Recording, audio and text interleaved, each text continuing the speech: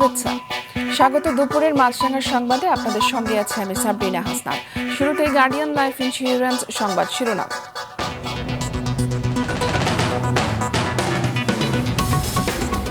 বিএনপির বিরুদ্ধে অপপ্রচার এবং দেশকে অস্থিতিশীল করার ষড়যন্ত্র চলছে, অভিযোগ মির্জা ফখরুলের। কিশোরগঞ্জ জেলা বিএনপির সম্মেলন উদ্বোধন। বিকল্প না থাকায় পাবনার ভাঙ্গুড়ায় রেল ব্রিজ দিয়ে ২০ গ্রামের মানুষের নদী পারাপার, প্রায়ই ঘটছে দুর্ঘটনা, পঙ্গুত্বের বোঝা বয়ে বেড়াচ্ছেন অনেকে। এবং এশিয়া কাপের সুপার ফোরের প্রথম ম্যাচে আজ শ্রীলঙ্কার মুখোমুখি হবে বাংলাদেশ। দুবাইয়ে রাত 8:30টায় ম্যাচ শুরু। দর্শক, শুনছিলেন শিরোনাম, এবারে বিস্তারিত। দেশকে অস্থিতিশীল করার ষড়যন্ত্র চলছে, বিএনপিকে দেয়া হচ্ছে মিথ্যা অপবাদ। কিশোরগঞ্জ জেলা বিএনপির ত্রিবার্ষিক সম্মেলন উদ্বোধন করে দেয়া বক্তব্যে এমন মন্তব্য করেছেন দলটির মহাসচিব মির্জা ফখরুল ইসলাম আলমগীর। দীর্ঘ 9 বছর পর অনুষ্ঠিত হচ্ছে এই সম্মেলন। এতে প্রধান অতিথি হিসেবে ভার্চুয়ালি যুক্ত হয়ে বক্তব্য রাখবেন দলের ভারপ্রাপ্ত চেয়ারম্যান তারেক রহমান। অনুষ্ঠানের উদ্বোধন করে মির্জা ফখরুল বলেন, এই সম্মেলন কোনো সাধারণ সম্মেলন নয়, ফ্যাসিস্ট সরকারকে তাড়ানোর মধ্য দিয়ে গণতন্ত্র পুনঃপ্রতিষ্ঠার যে নতুন সুযোগ তৈরি হয়েছে তা কাজে লাগানোর সম্মেলন। অনেক ত্যাগের বিনিময়ে নতুন বাংলাদেশ বিনির্মাণের যে সুযোগ তৈরি হয়েছে তা কাজে লাগাতে হবে, কারণ বহুদলীয় গণতন্ত্র নিয়ে এসেছিল জিয়াউর রহমান। ফখরুল বলেন, বিএনপি উড়ে এসে জুড়ে বসা দল নয়, লড়াই সংগ্রাম করে এত দূর এসেছে বিএনপি। অসংখ্য আজকে অনেক ষড়যন্ত্র চলছে, মিথ্যা অপবাদ দেওয়া হচ্ছে, অপপ্রচার করা হচ্ছে বিএনপির বিরুদ্ধে। বিএনপি ৪৭ বছর যা কিছু ভালো তা সব কিছু দিয়েছে এই বিএনপি বাংলাদেশকে। আমরা সেই দল যে আমরা উড়ে এসে জুড়ে বসিনি, আমরা লড়াই করে সংগ্রাম করে এই বাংলাদেশে এসেছি বন্ধুরা। দর্শক, সম্মেলনের খবর জানাতে কিশোরগঞ্জ শহরের পুরাতন স্টেডিয়াম থেকে সরাসরি যোগ দিচ্ছেন আমাদের সিনিয়র রিপোর্টার হাসনাইন তানভীর। তানভীর, সম্মেলন এখন কোন পর্যায়ে, যদি বিস্তারিত জানাতেন আমাদের।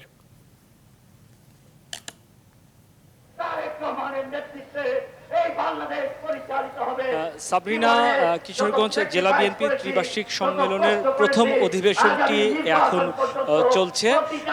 দুপুর 12:30টার দিকে বিএনপি মহাসচিব মির্জা ফখরুল ইসলাম আলমগীর সহ সিনিয়র নেতৃবৃন্দ জাতীয় পতাকা উত্তোলনের মধ্য দিয়ে এই সম্মেলনের প্রথম অধিবেশনটি শুরু করেন এবং এখন মঞ্চে কিশোরগঞ্জ জেলা বিএনপির বিভিন্ন উপজেলার সভাপতি, সাধারণ সম্পাদক তারা বক্তব্য রাখছেন এবং তাদের বক্তব্যে মূলত তারা বিগত 1.5 দশকে তাদের উপর যে অত্যাচার নির্যাতন হয়েছে সেই চিত্রটি তুলে ধরেছেন এবং তারা ভবিষ্যতে যোগ্য নেতৃত্ব যেন এই কিশোরগঞ্জ জেলা বিএনপিতে আসে এমনটি তারা দাবি করছেন। এর আগে উদ্বোধনী বক্তব্যে বিএনপি মহাসচিব মির্জা ফখরুল ইসলাম আলমগীর যেটি বলেছেন, তিনি বলছেন যে বিএনপির বিরুদ্ধে এখন অপপ্রচার করা হচ্ছে, বিভিন্ন ষড়যন্ত্র করা হচ্ছে এবং এই ষড়যন্ত্রের বিরুদ্ধে যেন সবাই সজাগ থাকে, সবাইকে সজাগ থাকার আহ্বান জানিয়েছেন। তিনি বলেছেন, বিএনপি ৪৭ বছরের একটি বড় দল, এই দলের বিরুদ্ধে যত ষড়যন্ত্র যতবার হয়েছে বিএনপি ততবারই ঘুরে দাঁড়িয়েছে। আসছে নির্বাচন ঘিরে যদি ষড়যন্ত্র হয়ে থাকে নেতাকর্মীদের তিনি ঐক্যবদ্ধ হওয়ার আহ্বান জানিয়েছেন।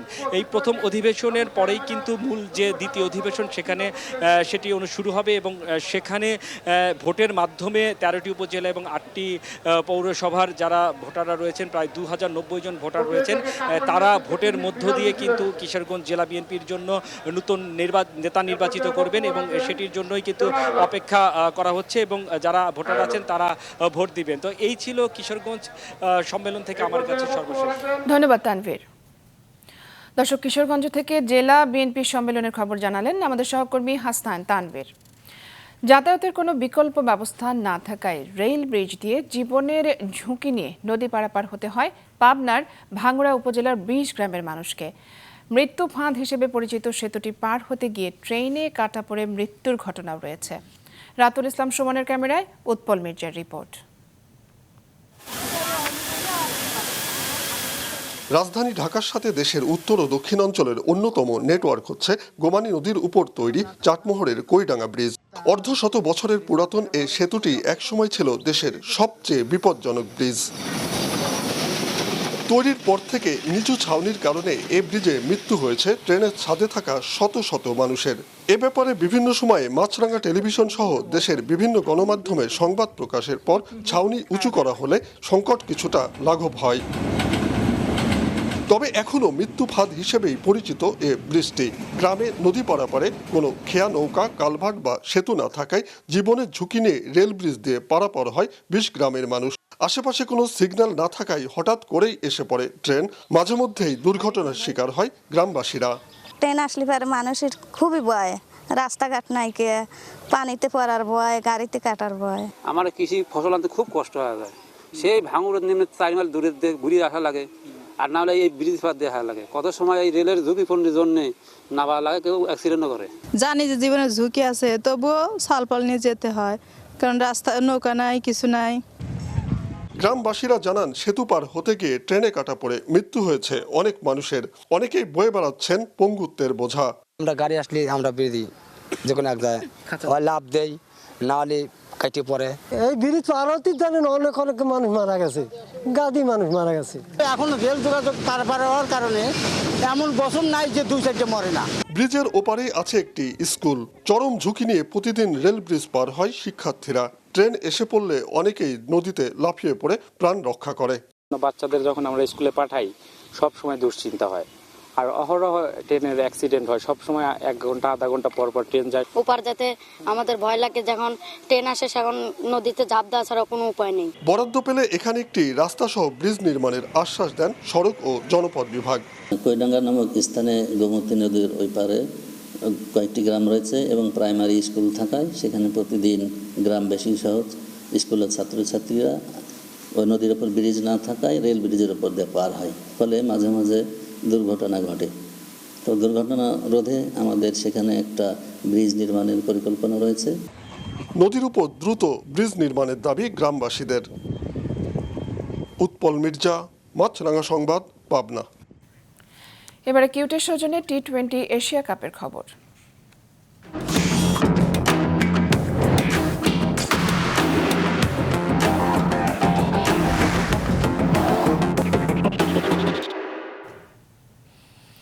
এশিয়া কাপে সুপার 4-এর প্রথম ম্যাচে আজ শ্রীলঙ্কার বিপক্ষে খেলবে বাংলাদেশ। দুবাইয়ে খেলা শুরু হবে রাত 8:30টায়।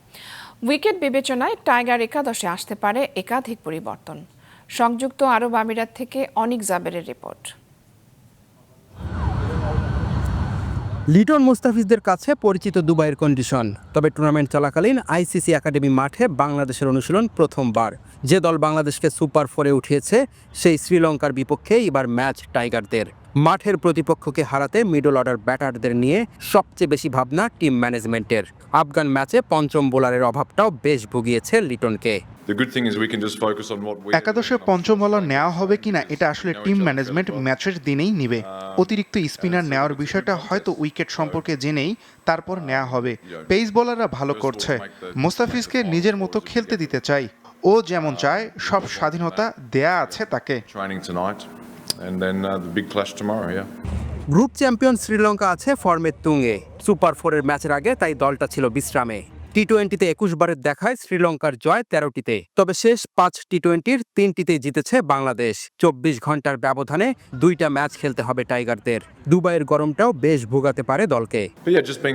শ্রীলঙ্কার বিপক্ষে ম্যাচ হাড্ডাহাড্ডি লড়াই হবে। পাকিস্তান ও ভারতের সাথে 24 ঘন্টার ব্যবধানে 2টা ম্যাচ, এটা আসলে করার কিছু নেই। এটা আন্তর্জাতিক ক্রিকেট, সবকিছু মেনে নিতে হবে। আমরা লঙ্কানদের সাথে নিজেদের সেরা খেলাটাই খেলতে চাই।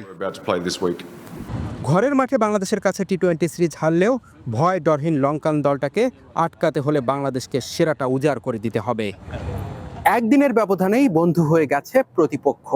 লঙ্কান সিংহ নাকি বাংলার বাঘ, শেষ গর্জনটা দিবে কে, সেটা কিন্তু দুবাই স্টেডিয়ামেই দেখা যাবে। অনিক জাবের, মাছরাঙা সংবাদ, দুবাই, সংযুক্ত আরব আমিরাত। চট্টগ্রাম বিশ্ববিদ্যালয় কেন্দ্রীয় ছাত্র সংসদ চাকসু নির্বাচনে বিভিন্ন পদে মনোনয়নপত্র জমা দিয়েছেন 429 প্রার্থী। নির্বাচন কমিশনার অধ্যাপক ডক্টর AKM আরিফুল হক সিদ্দিকী এই তথ্য জানান। তিন শীর্ষ পদ ভিপি, জিএস এবং এজিএস পদে প্রতিদ্বন্দ্বিতা করবেন 69 জন। আগামীকাল মনোনয়নপত্র যাচাই বাছাইয়ের পর 22 সেপ্টেম্বর প্রাথমিক তালিকা প্রকাশ করবে নির্বাচন কমিশন। 23 সেপ্টেম্বর মনোনয়নপত্র প্রত্যাহারের শেষ দিন, আর 25 সেপ্টেম্বর প্রকাশ হবে চূড়ান্ত তালিকা। ভোট হবে 12 অক্টোবর। এদিকে জমে উঠেছে রাজশাহী বিশ্ববিদ্যালয় কেন্দ্রীয় ছাত্র সংসদ রাকসু নির্বাচনের প্রচার। প্রার্থীরা ছুটছেন, ভোটারের দাঁড়ে দাঁড়ে দিচ্ছেন নানা প্রতিশ্রুতি। আমি হলের মধ্যে গবেষণা বান্ধব পরিবেশ আমি তৈরি করার চেষ্টা করব। আমি যদি প্রতিনিধি হতে পারি, ইনশাআল্লাহ হলের এই যে ওয়াইফাই সমস্যাটা এটা দূর করতে চেষ্টা করব। শতভাগ আবাসন সুবিধার জন্য আমি যদি জিএস নির্বাচিত হতে পারি, আমি আমার সর্বোচ্চ চেষ্টা করব। নির্বাচনে হার জিত তো থাকবেই, কিন্তু নির্বাচনে অংশগ্রহণ করাটাই অনেক বড় কথা।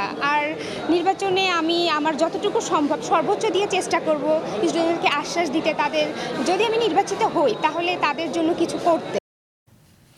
এদিকে রাজশাহী বিশ্ববিদ্যালয়ে প্রথম বর্ষে ভর্তিতে শিক্ষক, কর্মকর্তা, কর্মচারীদের সন্তানদের জন্য পোষ্য কোটা পুনর্বহালের সিদ্ধান্তের প্রতিবাদে আমরণ অনশন করছেন শিক্ষার্থীদের একাংশ। গতকাল বিকেল 5:30টার দিকে শরীরে কাফনের কাপড় জড়িয়ে বিশ্ববিদ্যালয়ের প্রশাসন ভবনের সামনে অনশনে বসেন আসাদুল ইসলাম নামে এক শিক্ষার্থী। পরে তার সাথে অনশনে বসেন আরও অনেকেই। শিক্ষার্থীরা বলেন, যেই কোটার বিরুদ্ধে আন্দোলন করতে গিয়ে এত রক্ত দিতে হয়েছে, সেই কোটা এই বিশ্ববিদ্যালয়ে থাকতে পারে না। পোষ্য কোটার সমূলে উৎপাদন করতে হবে। এই সিদ্ধান্ত বাতিল না হওয়া পর্যন্ত অনশন চালিয়ে যাওয়ার ঘোষণা দেন তারা। মাদকাসক্ত জনগোষ্ঠী বেড়ে ওঠা বন্ধ করা না গেলে দেশের শ্রমশক্তি ঝুঁকিতে পড়বে বলে মন্তব্য করেছেন অর্থনীতিবিদ হোসেন জিল্লুর রহমান। তিনি বলেন, এর প্রভাব দেশের অর্থনীতিতে পড়বে। দুপুরে রাজধানীর সিডাপ মিলনায়তনে তামাকমুক্ত প্রজন্ম আইন শক্তিশালীকরণে নাগরিক ভাবনা শীর্ষক গোল টেবিল বৈঠকে তিনি বলেন, তামাক নিয়ন্ত্রণে সরকারের রাজস্ব আদায়ের সংকীর্ণ চিন্তা থেকে বেরিয়ে মাদক আইনের সংশোধন করতে হবে। অনুষ্ঠানে তামাক সেবনে প্রতিবছর সারা বিশ্বে 1,61,000 মানুষ মৃত্যুবরণ করে উল্লেখ করে তামাক নিয়ন্ত্রণের চাইতে নির্মূল করার প্রতি জোর দেন বক্তারা।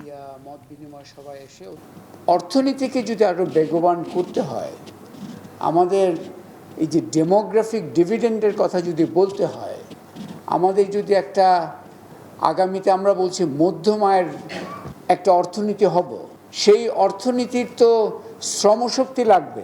সেই শ্রমশক্তি তাহলে তো হারিয়ে যাবে।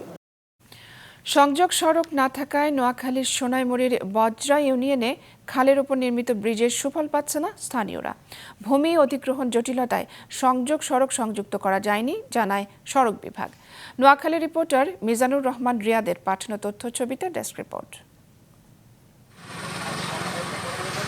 নোয়াখালীর সোনাইমুড়ি ও সেনবাগ উপজেলার সংযোগ সড়কের মাঝে পুরাতন ব্রিজটি ঝুঁকিপূর্ণ হওয়ায় 2021 সালে নতুন ব্রিজ নির্মাণ শুরু করে সড়ক বিভাগ। প্রায় 1.5 কোটি টাকা ব্যয়ে বজরা ইসলামগঞ্জ বাজার খালের ওপর এই ব্রিজ নির্মাণের কাজ 1 বছরের মধ্যে শেষ করে চলে যায় ঠিকাদারি প্রতিষ্ঠান।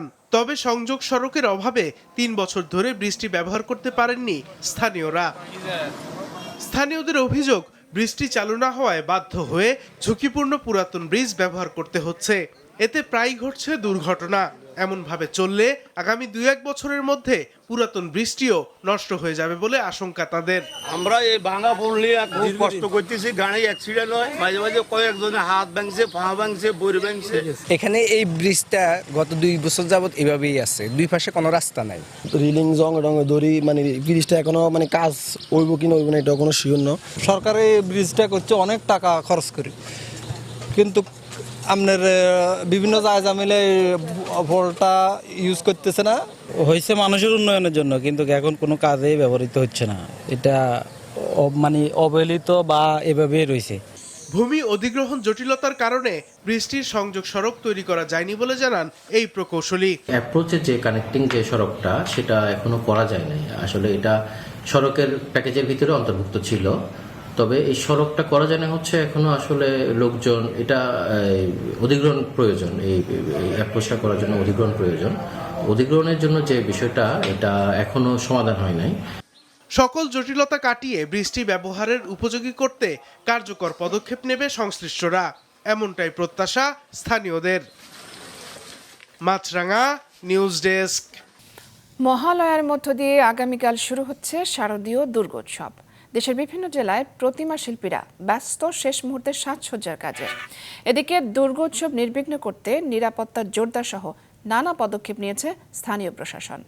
জেলা রিপোর্টারদের পাঠানো তথ্যচিত্রে ডেস্ক রিপোর্ট। গাজীপুরের পূজা মণ্ডপগুলোতে চলছে দেবী দুর্গা, লক্ষ্মী, সরস্বতী, দেবতা কার্তিক ও গণেশের প্রতিমার সাজসজ্জার কাজ। এবছর জেলার 450 মণ্ডপে হতে যাচ্ছে দুর্গাপূজা। সাম্প্রদায়িক চেতনা বজায় রেখে এই বছর গাজীপুর জেলায় সুন্দরভাবে অনুষ্ঠান এবং পূজা উৎসব পালিত হবে। নারায়ণগঞ্জে 224টি মণ্ডপে হবে দুর্গাপূজা।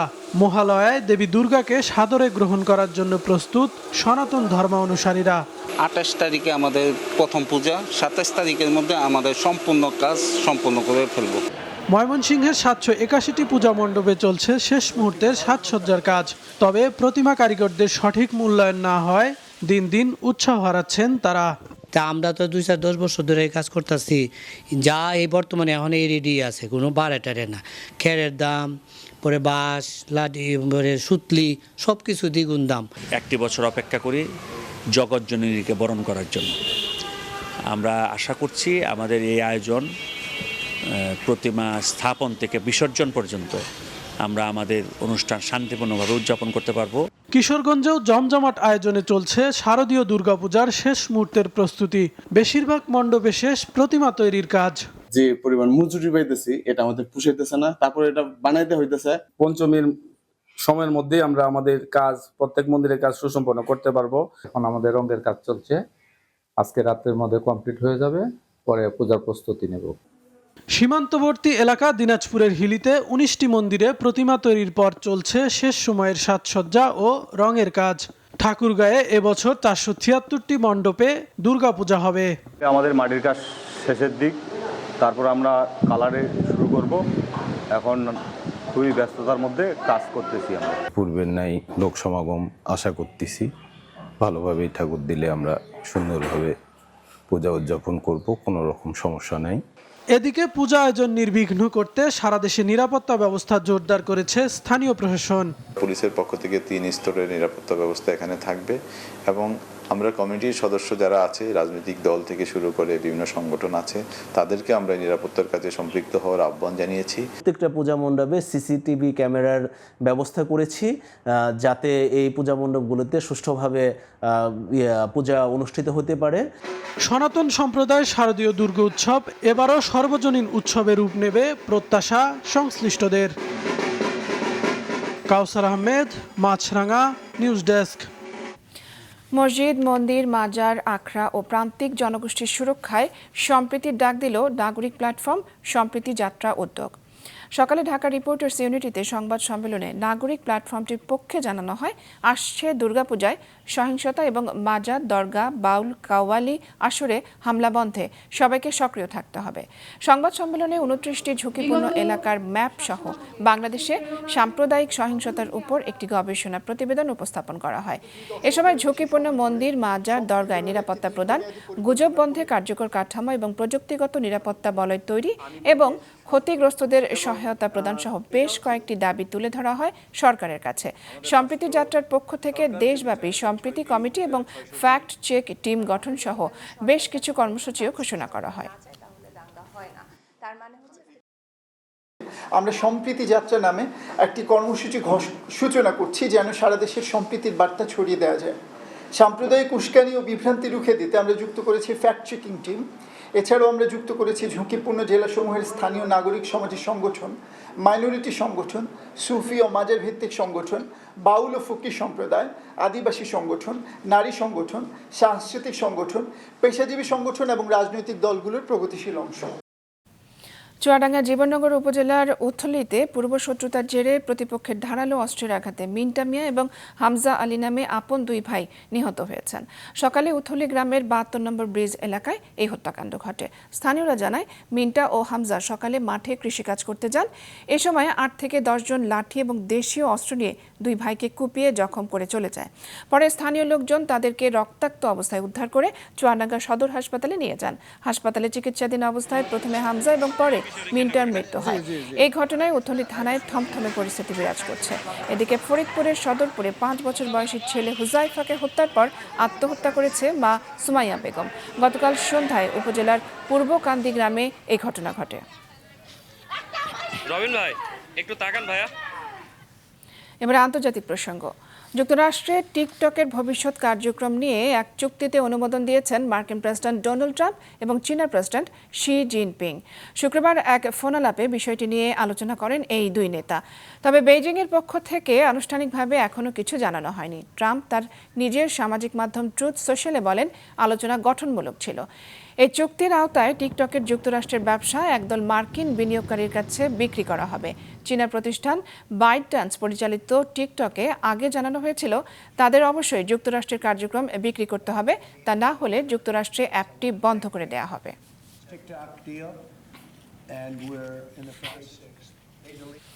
ইসরায়েলকে আরও $640 কোটি মূল্যের অস্ত্র দেওয়ার সিদ্ধান্ত নিয়েছে মার্কিন প্রেসিডেন্ট ডোনাল্ড ট্রাম্পের নেতৃত্বাধীন প্রশাসন।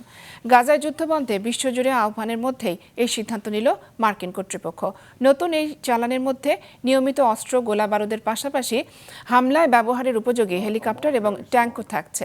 কর্মকর্তারা জানান, প্রস্তাবিত নতুন এই চালানে $380 কোটি 30টি AH-64 অ্যাপাচে অ্যাটাক হেলিকপ্টার এবং 3250টি 190 কোটি জয়েন্ট লাইট ট্যাকটিক্যাল ভেহিকেল বা ট্যাঙ্ক রয়েছে।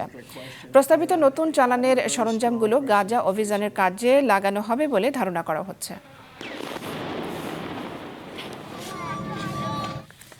দুপুরের সংবাদ শেষ করছি, যাবার আগে গার্ডিয়ান লাইফ ইন্স্যুরেন্স সংবাদ শিরোনামগুলো জানিয়ে দিচ্ছি আরও একবার। বিএনপির বিরুদ্ধে অপপ্রচার এবং দেশকে অস্থিতিশীল করার ষড়যন্ত্র চলছে, অভিযোগ মির্জা ফখরুলের। কিশোরগঞ্জ জেলা বিএনপির সম্মেলন উদ্বোধন। বিকল্প না থাকায় পাবনার ভাঙ্গুড়ায় রেইন ব্রিজ দিয়ে 20 গ্রামের মানুষের নদী পারাপার। প্রায় ঘটছে দুর্ঘটনা, পঙ্গুত্বের বোঝা বয়ে বেড়াচ্ছেন অনেকেই। এবং এশিয়া কাপের সুপার 4-এর প্রথম ম্যাচে আজ শ্রীলঙ্কার মুখোমুখি হবে বাংলাদেশ। দুবাইয়ে রাত 8:30টায় ম্যাচ শুরু।